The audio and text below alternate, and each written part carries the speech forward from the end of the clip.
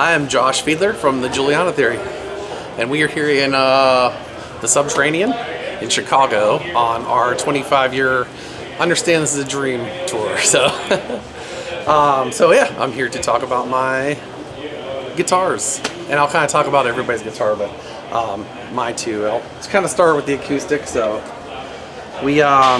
Brett uses this mostly for August and Bethany. But we use it a lot for some pre-show stuff as well. So it's like a beautiful Gibson Hummingbird that we got from the fine folks at Gibson. I love this thing. No, just pretty standard. We use Ernie Ball, the coated like lights. I think they're 12 to 52s or something. Yeah. So that's pretty standard. So my guitars, I use all Reverends on the road. So I play two during the set. So this is a Reverend King Bolt. It's got the two what are they called? Hyper vintage pickups. So they're the just humbuckers, and I use the bass contour knob a lot. I usually have it like kind of about a quarter of the way up. That gives me like not as much beef, so I can kind of cut through a bit more, like with the mids and everything. But I've used this guitar for quite a few years. It's one of my favorite guitars. I love this thing. Tuning for all of our guitars are D standard, so just a whole step down. I use the, there's one pack anyway. I use the Ernie Ball M Steels. It's like the high output strings, and I use 11 to 48s for everything.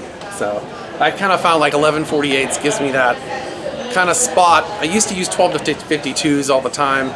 And then 10 to 46 is a little light for when we tune down. So I kind of found like 11 to 49 gives me that sweet spot between, not too heavy, not too light. I can still bend everything pretty far. And, yeah. So I've been using, I use this a lot on like stuff for after Understand. I use this mostly for like Emotion Is Dead and On, because I almost always played Les Pauls and stuff with humbuckers.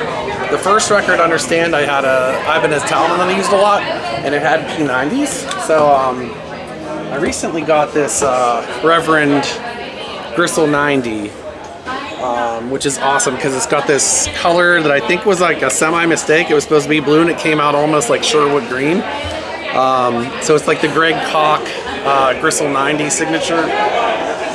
It's got like the Fishman P90s, so it's kind of weird. I charge them instead of like normal thing, but it doesn't have any any hum or anything, which is awesome. And then the Bigsby. I love any guitar with a Bigsby. I know some people hate them, some people love them. I love them. It's like just the perfect amount of bend on them and stuff. So yeah, I switch between them all the time. Like for something that's straight, like a song for like DJ or This Is Not a Love Song, I'll just bridge pick up. But anytime I have cleans, I'm mostly on the neck or in the middle.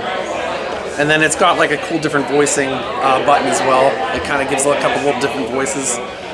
One's a little more mid-rangey and one's a little more bassier. So I'll switch that a little bit between the songs as well. So this is my pedal board.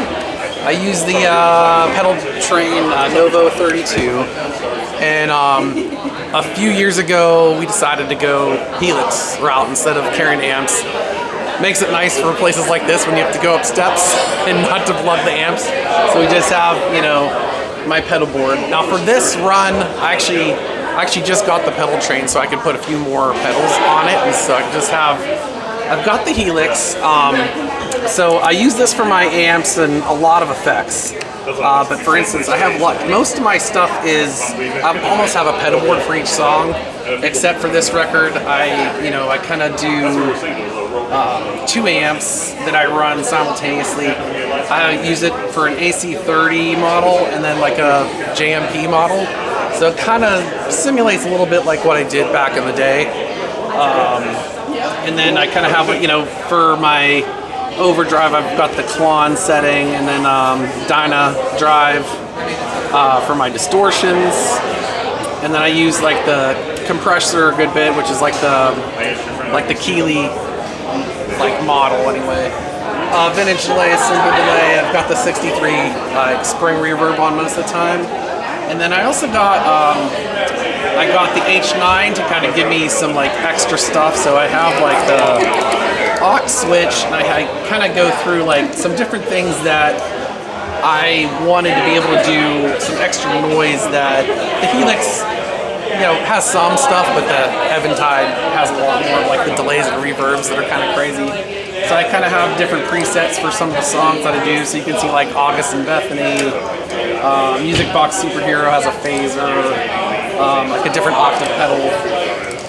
So I kind of go through these as I go, you know, for different songs. And then I use like the drop pedal. For a few songs, we drop it down to B standard, or yeah, B standard.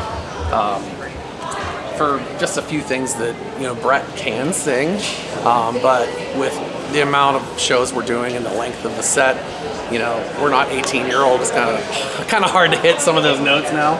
So we do drop a few songs with that. And then I have like the Chase Bliss Mute that I use it at home a lot for, you know, some crazy delays and reverbs and stuff, but live, I mostly use it as the looper and to kind of create like pad loops like in between songs at the end of songs, and I'll kind of just like, you know, mess around with the knob, and it makes all these crazy sounds. Yeah, that's what I'm using. A couple of the other things I've been using is like I use a Shure GLX wireless. It's amazing. It's never given me any issues. Not sponsored by Shure, but it is awesome. And then a couple of things I have on my mic stand, like I actually do the tune in-tune picks.